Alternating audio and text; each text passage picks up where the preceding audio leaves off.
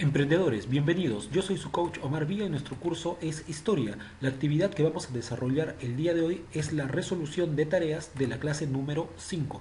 Y en aquella quinta clase del segundo bimestre nosotros vimos los temas de la ilustración como movimiento social y cultural que dio pie luego a la Revolución Francesa con todas las ideas radicales que traía este nuevo fenómeno filosófico. En la Revolución Francesa se hicieron realidad muchas de estas ideas y la Revolución Francesa terminó cambiando la historia no solo de Europa, sino del mundo entero, porque puso en evidencia cómo es que un país puede funcionar sin un rey al mando e inaugurando una vida republicana. Sin embargo, la revolución en Francia tuvo también algunos antecedentes, tuvo también algunas influencias, como por ejemplo 13 años antes ya se había dado la revolución en los Estados Unidos, independizándose de Gran Bretaña. De esta manera también la revolución francesa terminará influyendo a su vez en las posteriores independencias de todos los pueblos americanos que en algún momento pertenecieron a España. Como podemos entender entonces, el tema de la quinta clase fue un tema trascendental para la historia universal y precisamente por eso nuestro libro nos hace las siguientes preguntas que debemos responder de manera correcta. Nos pide marcar simplemente las respuestas correctas con las opciones que nos brinda el libro. La primera es país en el cual se origina el movimiento ilustrado. Ese es Francia. Siguiente pregunta. La fuente de riqueza para el liberalismo, es decir, para los ilustrados, porque son estas personas los que pusieron el nombre a sus ideas como las ideas liberales, que viene de la palabra libertad, como no es nada difícil de darnos cuenta. Nos preguntan, la riqueza para los ilustrados, o sea, para quienes defendían el liberalismo, ¿está dónde? Y la respuesta es en un inicio en la acumulación de oro. Luego entenderán que la riqueza proviene o es producto del trabajo. Luego nos preguntan, ¿la edición de la enciclopedia estuvo a cargo de quiénes? Y nos dan las 5 opciones que podemos ver en nuestra pantalla. La respuesta correcta es la última de las opciones, de D'Alembert y Diderot. Y luego nos pregunta el libro clase social que simbolizó y lideró el nuevo poder en la Revolución Francesa. Es decir, de todas esas clases sociales, ¿cuál fue la que tomó la batuta? ¿Cuál fue la que lideró todos los acontecimientos? Y precisamente fue la clase burguesa, porque los ilustrados que defendían esas ideas liberales, muchos de ellos, si no la totalidad de ellos, eran hombres de leyes, eran hombres instruidos en leyes, eran personas que habían estudiado derecho. Y en esos años, para poder tener una profesión y poder vivir de una manera mucho mejor que los campesinos o que los obreros, tenías que ser parte de la burguesía, aunque ciertamente la burguesía todavía no tenía ningún tipo de privilegio. Precisamente pelearon para poder conseguir un mejor estilo de vida, un mejor nivel de vida. Emprendedores, bienvenidos. Yo soy su coach Omar Villa y nuestro curso es Historia. La actividad que vamos a desarrollar a continuación es la revisión de las clases 1 y 2 del segundo bimestre. Como ustedes recordarán, en la primera clase vimos el tema del descubrimiento de América y del Tahuantinsuyo. Y en la segunda clase comenzamos a observar los sucesos que ocurrían en Europa, sobre todo en cada uno de los reinos. Por eso se llamó monarquías europeas en el siglo XVI, es decir, durante los años 1500. Y a partir de ese momento nos hemos enfocado más en el desarrollo de la historia europea que en la de América. Sin embargo, recordemos que nuestra primera clase fue precisamente conquista de América y del Tahuantinsuyo. Empecemos entonces revisando este tema y posteriormente el tema número 2. El concepto es el siguiente. La conquista de América es un proceso de expansión liderado por las mayores potencias de ese momento, que eran España y Portugal. ¿De qué momento estamos hablando? De los siglos XV y XVI, sobre todo los siglos XV, es decir, los años 1400, si es que tomamos en cuenta que Portugal tomó la delantera en algún momento a España y comenzó a conquistar muchos puertos alrededor de el África. Como ya sabemos, en algún momento España decidirá ir hacia el oeste y terminará encontrándose con un nuevo continente. Bien, el objetivo era el comercio con Oriente, es decir, el comercio con la China, el comercio con la India, el comercio con el Japón. Por por las especias, por los productos como la pimienta, el comino, la sal, el clavo de olor, la canela, etcétera, que eran productos que permitían que los alimentos perdurasen, que los alimentos se conservasen en una época en donde no existía, obviamente, los congelamientos gracias a implementos eléctricos. Por el oeste, es decir, la idea era la siguiente: si tú ibas hacia el oeste, en algún momento ibas a llegar a Zipango, que era Japón, o a Catay, que era China. Ahí te pongo una brújula para más o menos saber dónde está el oeste, el este, el norte y el sur. Creo que eso ya lo conocemos. La dificultad era que no se podía ir por tierra. ¿Por qué? Porque recientemente, unos 50 años antes, en 1453, los turcos otomanos habían vencido a un imperio cristiano que había durado mucho tiempo, que había sido el imperio bizantino, y ahora los turcos otomanos se habían extendido por todo lo que vemos en nuestro mapa de color verde. Como pueden observar, habían conquistado el norte de África, habían conquistado el Medio Oriente y habían conquistado el este de Europa. Por lo tanto, todos los caminos, tanto para Portugal o para España, estaban bloqueados a nivel territorial. Entonces, no quedaba más remedio que utilizar la vía marítima. Como ya hemos mencionado, Portugal utilizó la vía marítima bordeando el África, mientras que España decidió ir hacia el oeste. Aquí entra a tallar un personaje muy clave en la historia, que es Cristóbal Colón, quien pidió entrevista con el rey de Portugal y con el de Inglaterra, pero rechazaron su propuesta. Sin embargo, la reina Isabel I de Castilla sí toma interés en sus propuestas e inician los 4 viajes. Cuatro viajes que se darán en el transcurso de una década, entre 1492 a 1502, y Cristóbal Colón morirá en 1506, creyendo siempre que ha llegado a un punto del Asia. No se atrevía a asegurar si era Zipango, si era Catay, si era la India, pero él murió convencido de que había llegado al Asia. Conquista de América, sigamos hablando. El establecimiento en tierra entre 1492, que llegan los españoles a América, a 1508, es decir, los primeros 16 años, los españoles todavía no han pasado al continente. Los españoles se han quedado en las islas del Caribe, como podemos observar ahí, islas que hoy por hoy se llaman Cuba, ¿no? República Dominicana, Puerto Rico, Haití, Jamaica, todas esas islas estaban pobladas por españoles en los primeros 16 años, pero luego, el año 1508, el esposo de Isabel I, es decir, Fernando II de Aragón, firma las llamadas capitulaciones de Toledo, que dan permiso para pasar a tierra firme, es decir, ya al continente americano. Aquella tierra firme tuvo como eje central el Golfo de Darién, que es lo que vemos ahí dentro de un círculo amarillo en nuestro dibujo, lo que hoy vendría a ser Panamá. Hacia el oeste se llamó Castilla del Oro y hacia el este se llamó Nueva Andalucía, a lo que hoy conocemos como el norte de Colombia y también Venezuela. Descubrimiento del Mar del Sur. Vasco Núñez de Balboa recibe noticias de tierras ricas en oro hacia el sur y emprende su expedición. Descubre el Mar del Sur, hoy llamado Océano Pacífico, en 1513, donde participa Francisco Pizarro. Ya desde ahí, desde ese momento, este personaje, Francisco Pizarro, se interesará en lo que se pueda ir encontrando cada vez más al sur, porque a medida que van avanzando se van enterando que hay más riquezas, si es que se atreven a ir cada vez más al sur.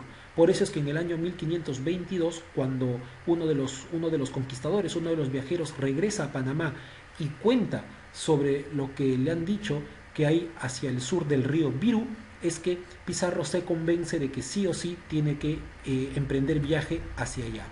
Pero Pizarro no tenía los medios necesarios, por eso es que fue conveniente para él formar una alianza, una sociedad con dos personajes: Diego de Almagro, que le brindaba muchos soldados, y Hernando de Luque, que era un cura, pero que manejaba las finanzas de unos hermanos muy poderosos económicamente. El primer viaje es en 1524, que es un completo fracaso. El segundo viaje es en 1528, en donde se da cuenta que hay diversidad de reinos y de pueblos que se oponen al poder del Inca, al poder del emperador, y esto le servirá a Pizarro para su tercer viaje.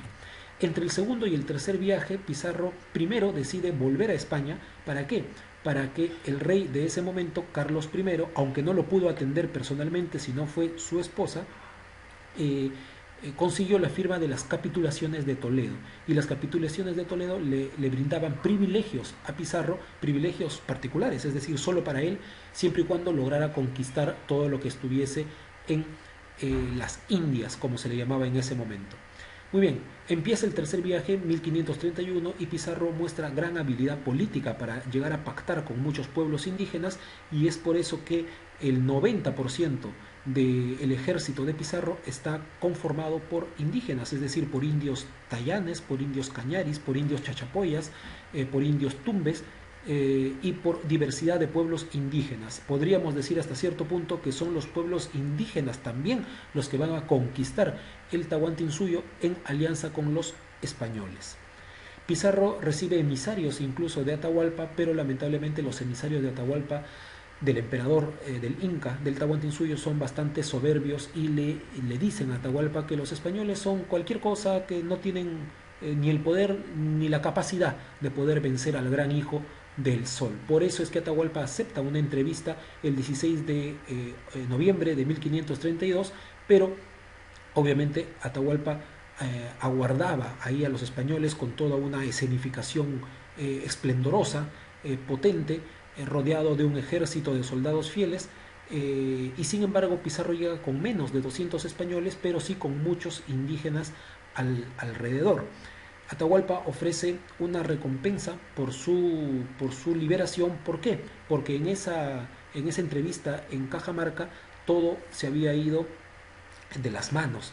Es decir, una vez que el cura Valverde le había prestado la Biblia a Atahualpa, Atahualpa obviamente sin entender de qué se trataba esto, sin entender de qué se trataba el requerimiento, así se llamaba ese acto de presentar la Biblia a los emperadores de los pueblos que iban a ser conquistados, Atahualpa tiró la Biblia al piso, cuentan las crónicas, y esto dio pie a que el cura Valverde bendijera la conquista del Tahuantinsuyo y que se procediese a su conquista precisamente.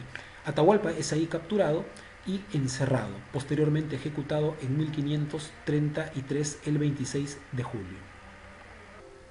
Emprendedores, bienvenidos. Yo soy su coach Omar Villa y nuestro curso es Historia. La segunda clase del segundo bimestre trató sobre las monarquías europeas en el siglo XVI, y obviamente vamos a tener como actor principal de estos años, es decir, de los años 1500 a 1600, a España, que se convertirá en el reino indiscutiblemente más poderoso no solo de Europa, sino del mundo entero. Así que empecemos rápidamente a recordar este segundo tema. Vamos a decir que las monarquías europeas han adquirido mucha relevancia con respecto a los siglos anteriores. El periodo ya va a estar dentro de lo que se llama Edad Moderna, es decir, a partir de 1453 hasta 1789, a ese periodo se le conoce como la Edad Moderna. Y surge una idea política que es el absolutismo, en donde los reyes van a comenzar a tener todo el poder en su persona: poder judicial, poder religioso, poder militar, poder político, poder económico. Todos los poderes los tendrá el rey o la reina. Características para que esta idea política del absolutismo logre tener éxito.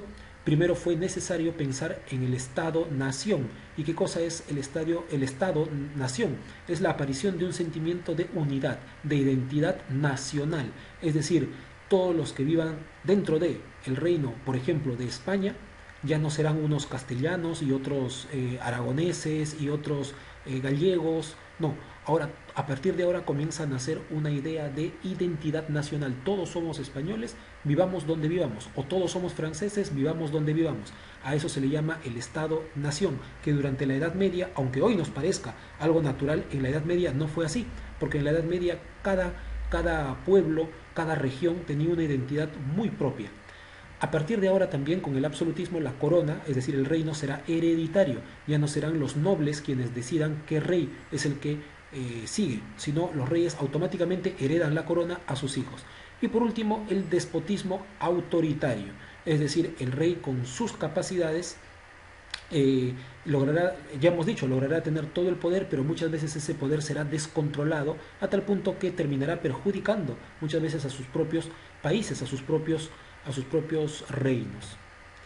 Características, digamos, se crean nuevas instituciones como ministerios, consejos, virreinatos, etcétera, un sistema tributario eficaz para cobrar impuestos, recaudatorio con una sola moneda, algo que tampoco era normal en la Edad Media, es decir, en el periodo que es anterior a la Edad Moderna. Todo esto hoy nos parece natural, es natural que haya una sola moneda para un país, pero en esas épocas era algo nuevo. Un ejército nacional, tampoco existía un ejército, un solo ejército para que defienda a todo tu territorio. Había muchos ejércitos, había muchas personas, muchas mujeres, muchos hombres que tenían sus propios ejércitos. Ahora los ejércitos nacionales serán permanentes, remunerados, es decir, los soldados recibirán un sueldo y dependerán directamente del rey. Vuelven a cobrar importancia los embajadores, es decir, los representantes de tu país en otro país en el extranjero. Empecemos rápidamente a hablar sobre los reyes más importantes. Está Carlos I en el caso de España, que va a reinar este país entre 1516 a 1556, y él tendrá una frase muy característica. Dirá que en sus tierras nunca se pone el sol, nunca se oculta el sol. Recordemos que no solamente tenía cantidad de tierras en la propia Europa, como podemos ver ahí en la imagen, era rey de España, era emperador de Alemania, Austria, Hungría, era rey de Cerdeña, rey de Nápoles, rey de Sicilia, rey de los Países Bajos, pero recordemos que con las nuevas conquistas también era rey de México, rey del Perú, cuando México y Perú significaba el 80% de América, es decir, era dueño de grandes extensiones en todas las partes del mundo. Por lo tanto, cuando en alguna parte del mundo fuese de día, en la otra era de noche, y viceversa. Así que nunca se ocultaba el sol en los territorios de este enorme rey. Luego viene su hijo Felipe II, apodado el Rey Prudente, que gobernará entre 1556 a 1598. Y durante el reinado de este rey Felipe II es que España conseguirá su mayor expansión, no solo territorial, porque terminará de conquistarse México, terminará de conquistarse el Perú, sino que también comenzarán las conquistas en Asia. Incluso se pudo haber conquistado Australia, pero al parecer no les interesó regresar porque hubo un primer viaje, pero como fue un viaje fallido, ya no quisieron regresar a la enorme isla de Australia, que como sabemos es la isla más importante del continente de Oceanía. Si España hubiese logrado conquistar Australia o quedarse en Australia, España hubiese tenido territorios en los 5 continentes del mundo, porque para el gobierno, para el reino de Felipe II, España tenía territorios en América, en Europa, en África y en Asia.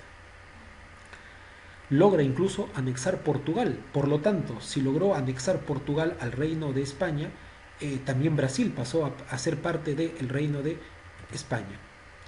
En Francia la cosa es distinta.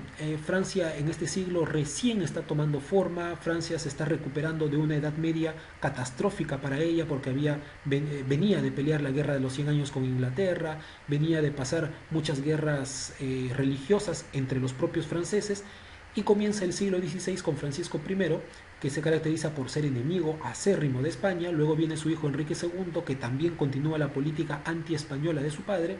Viene Carlos IX, que va a seguir justamente con estas luchas religiosas dentro de Francia, y llegará incluso a acometer la Noche de San Bartolomé, en donde citará a su palacio de gobierno a muchos nobles protestantes de Francia, y en una sola noche los ejecutará a todos dentro de su palacio. Luego vendrá el hijo de este, llamado Enrique III, que gobernará entre 1574 a 1589, que otorga la libertad de culto, pero la libertad de culto, es decir, la libertad de ideas religiosas, no durará mucho en Francia, no durará mucho tiempo. Luego viene Enrique IV, que gobernará entre 1589 a 1610, que se hará católico simplemente para conseguir la bendición del Papa y que esto confirme que él es el rey de Francia. Por eso es que él tiene una frase muy característica que dice: París bien vale una misa. En Inglaterra sucedía algo parecido. Inglaterra todavía no era un reino sumamente fuerte, aunque en los últimos años del siglo XVI, es decir, a partir de 1572 en adelante, comenzará a convertirse en una potencia naval, es decir, en una potencia marítima. Vamos a decir que empieza con Enrique VIII, 1509 a 1549, es un reino bastante extendido. Conquista Irlanda este rey y unifica su reino. A partir de él comienza a llamarse, comienza a tenerse idea de lo que hoy se conoce como el Reino Unido. Se separa de la Iglesia Católica solamente porque quería divorciarse y el Papa no se lo permitía. Bueno, él termina distanciándose de la Iglesia Católica y viene su hija Isabel primera, que va de 1558 a 1603, es decir, cubre la segunda mitad del siglo XVI, funda la Iglesia Anglicana, aprovechando que su padre ya se había distanciado de la Iglesia Católica.